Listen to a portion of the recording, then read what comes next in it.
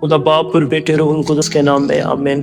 ہمارے لیے آج کی تلاوت خروج کی کتاب اس کے 40ویں باب کی 16ویں آیت سے 21ویں آیت تک اور پھر 34ویں آیت سے 38ویں آیت تک تلاوت سماعت فرمایا۔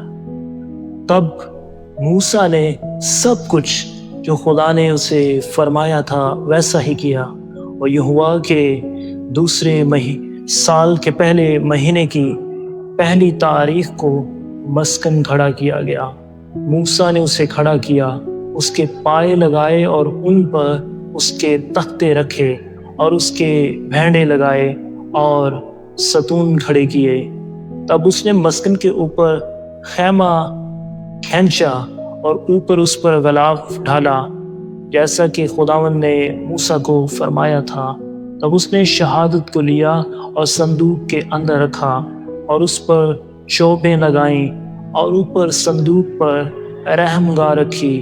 تب صندوق کو مسکن کے اندر لے گیا اور پردہ چھوڑ دیا اور صندوق شہادت کو نظر سے چھپایا، جیسا کہ خداوند نے اسے فرمایا تھا۔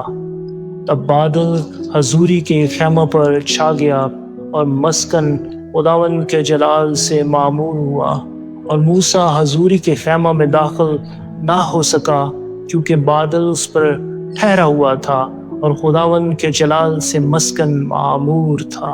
اور ایسا ہوا کہ جب بادل مسکن پر سے اٹھ جاتا تو بنی اسرائیل اپنی سب منزلوں میں روانہ ہو پڑتے، اور اگر وہ نہ اٹھتا تو وہ روانہ نہ ہوتے جب تک کہ وہ اٹھ نہ جاتا، کیونکہ دن کے وقت خداوند کا بادل مسکن پر رہتا اور رات کے وقت بادل میں آگ ہوتی۔ تمام بنی اسرائیل کی نظر میں ان سب کی منزلوں میں یوں ہی تھا۔ کلام اقدس کے پڑھے اور سنے جانے پر خدا کی برکت ہو۔